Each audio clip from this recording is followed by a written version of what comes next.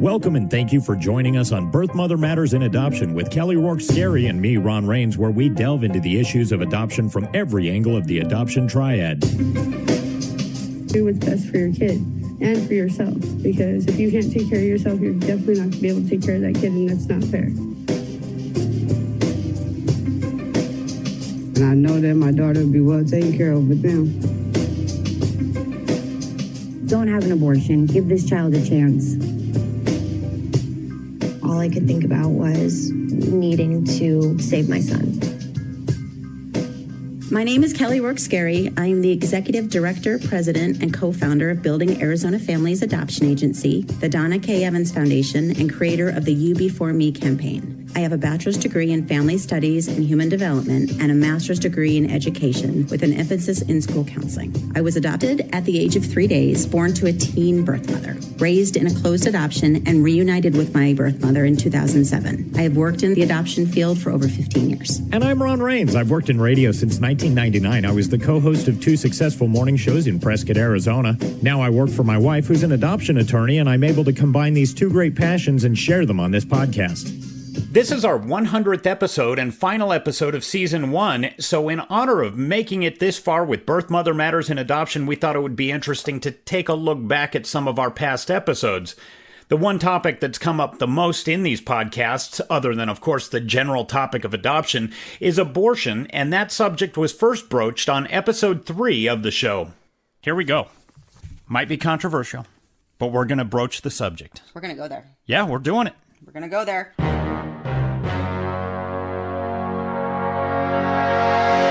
I will tell you up front, I have never lost an abortion debate.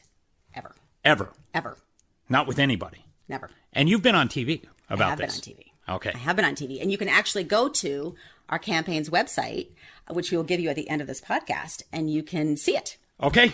As I was stating, I have never lost an abortion debate. And part of that is because I was born 7 days prior to Roe v. Wade becoming legal. And it's made such a difference in your life of I'm here. Obviously not being aborted, for instance, but also being adopted and knowing what that means to a human life. Absolutely. Right. I don't know whether or not my mother would have chosen abortion as the route to go. Again, she didn't know that she was pregnant with me until 3 weeks before, but I think maybe that may have been a little bit of denial and not sure. I mean, she was 15 when she became pregnant. Right. And had just turned 16 when she had me. And that's a little bit of a funny story, actually, that I will share in another podcast. Okay. I can't wait. Yes. All right. So the You Before Me campaign was developed because Busy Phillips had come up with a campaign called You Know Me. This campaign was to let women know that 1 out of 4 women by the time they turned 45 have had an abortion. I couldn't believe the numbers. Right. 1 in 4 women. And so what she was doing, the goal of that campaign was to let women know, hey, you're not alone. You know me. I've had one. And I thought, well, wait a minute. I haven't had one. I've known people that have had one, but it's not something that people normally celebrate, or it's not something that they look at and they say, hey, I had a cheeseburger today.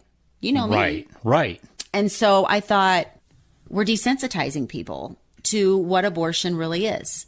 And we're not sensitizing people to what adoption is. And who's the real hero here? It's the birth mothers who are making that choice, who are making that sacrifice, who are living what other people are choosing not to.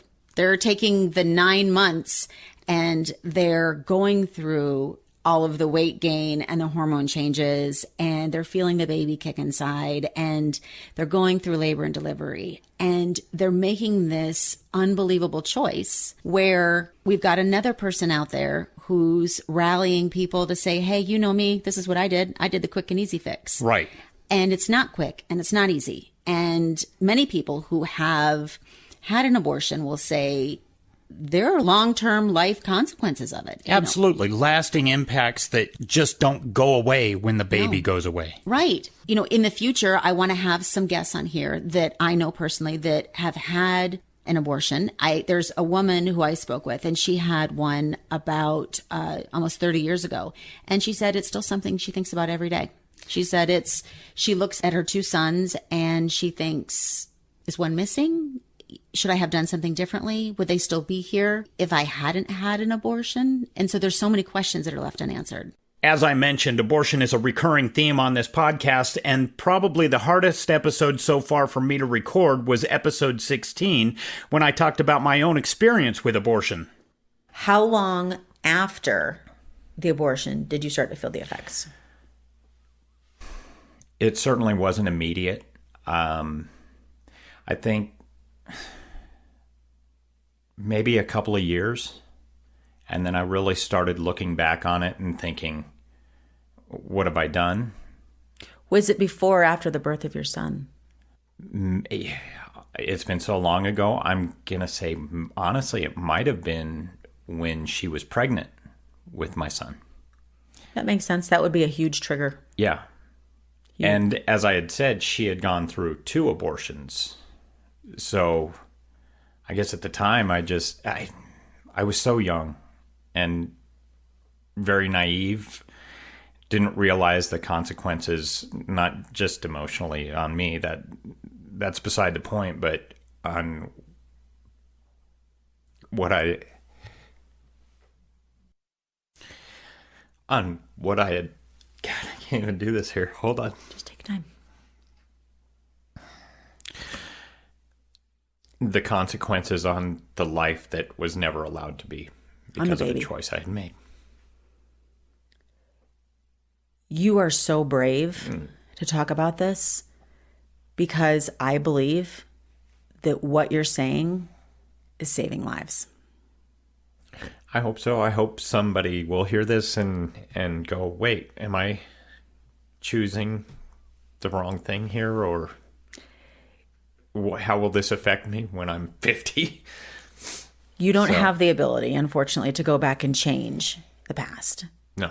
But you have the ability to talk to other birth fathers. Because men, in a lot of instances, would prefer to hear it from another man. And that's what I've been told when I speak with birth fathers. And you have the platform and the opportunity to share, because there may be birth fathers out there and they're with their pregnant girlfriend, one night stand, somebody, and they may think, well, abortion is a really quick fix to get out of this. Yeah. It's really something that we can, just put behind us and move on. Yeah. And because you're being courageous and you're able to share your story, I really do believe that if there's a heaven, your baby's looking down, giving you the thumbs up. That one's still hard for me to listen to. We also talked with a set of birth parents on episode 39, and their story was terrifying, breathtaking, and powerful all at the same time. All I seen was money. I didn't care about nothing and nobody until that moment. Me realizing that it was me, that I was the problem with the neighborhood, and that I was the problem with everybody's families, and why all these kids are getting neglected, and why all these kids will finally go, the women are pregnant and they're coming out, and the babies are like drug, they're pretty much high. And I was the source of it, and I just couldn't do it no more. I knew that if I didn't break the cycle somewhere along the line, I would be the source of making society so much worse. And it's like, who am I to make the choices with everybody's life? I'm nobody. Mm-hmm. And it's just, in my mind, it's just wrong in so many ways. Before I didn't care. It didn't mean nothing to me. If this girl was high, getting high, while she was pregnant, doing heroin or smoking meth, I didn't care as long as I got money. It meant nothing to me. And you made a lot of money. Oh, yeah. Yeah, he used to make a lot of money. So what's a lot of money? Like what? Like if you had to say... $200,000 in a week. So how did you actually... You can't just stop or turn that off. Like you can't... How did you do it? Did you go to rehab? Did you... I just stopped and turned it off all along. I didn't go nowhere. It was pretty much my daughter being taken and stuff. I didn't go anywhere. That changed a lot of his outlook on a lot of things. Because for months, he tried to get me to go to UMOMS and everything like that. And I was just stuck in the streets pretty much. Mm-hmm. And even though I was taking care of my daughter and she had everything she needed, she had all her clothes, she had food every night, everything like that, she had a place to sleep. It was just, I was just consumed with the streets too at the same time. In what way? In every way. She like literally, if she seen somebody that was selling drugs, and if she felt like that was the person that was the shining the most in the neighborhood, that's who she liked to attract to. The reason I'm asking you guys these questions is because I'm on the other side. So I've got to learn because I'm trying to help other people. And so if you don't teach me, you're not going to learn this in a book. No, you can't. It's an impossibility. I know. I call it the art of manipulation through heroin, especially when girls are on heroin. And people think that these girls are like hoeing for me, but really they're not. What I'm doing is I'm literally fronting them drugs here because I know they need it. And I'll give them heroin up front, and I'll just keep giving it to them and keep giving it to them. And when they run up a bill, I make them go get it by any means necessary. That means that they got to go and post their ad on the internet and have to sell the crack of their for this. That's what they got to go do, and they go get my money from me. Not because I'm really pimping them. It's because they owe me money and I'm a drug dealer and they want more drugs from me. So they go and they'll go do anything, whatever is necessary to give me my money. Like, I lived a really, really rough life, and the last thing I ever want for any of my kids is to live the life that I lived. And I know that this is probably like, I can't just go and just give my child to anybody and think that they're gonna live a good life. I can go somewhere like this and know for a fact that I could pick a family that is gonna do the right thing. And I know for a fact that my child's gonna live a good life. I know they're gonna be loved, I know they're gonna be cared for, I know they're gonna be clothed, I know they're gonna be housed, I know they're gonna get educated. I know they're probably gonna go to college. My 2 kids that I gave up for adoption right now, one of them's in pageants, and the other one they want to put in pageants. The one I just had, they want to have her put in pageants too. So, you guys are amazing. Thank you. I think you guys are amazing. You sit there and you work your whole life and make sure that these children have somewhere good to go, and then make sure that the family that's putting the child up is taken care of. That's a beautiful thing to me. I respect you guys in so many ways. Thank you. If you haven't listened to that episode, I encourage you to go back and listen to this interview in its entirety. It's episode 39. Adoption in the news has been another reappearing theme throughout the first season of Birth Mother Matters in Adoption, and one of the biggest adoption news stories in Arizona was the case of Paul Peterson, and we first talked about it in episode 15, way back in October of 2019.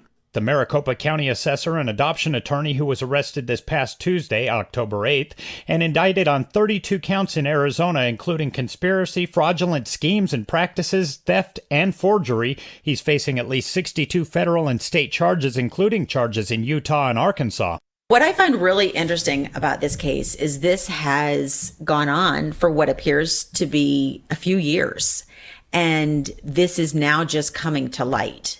Where I'm really excited to talk to you, Ron, about this is not only to dig into the material that has been released by different media sources, different areas such as court paperwork, other professionals' opinions, is really the present and future impact on adoptions, where we as adoption professionals can support the adoption community and any potential backlash or myths or misunderstandings that may occur as a result of what Mr. Peterson is being alleged of. Right. And now you take a very optimistic view. You don't think that adoptions are going to decrease, or at least not by and large.